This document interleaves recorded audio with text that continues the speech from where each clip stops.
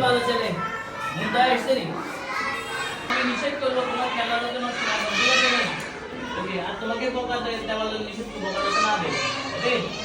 সবাই একসাথে পড়া শুরু করবো আউযু বিল্লাহি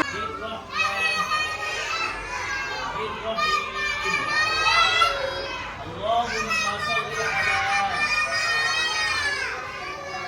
على আরিয়ান সাহেব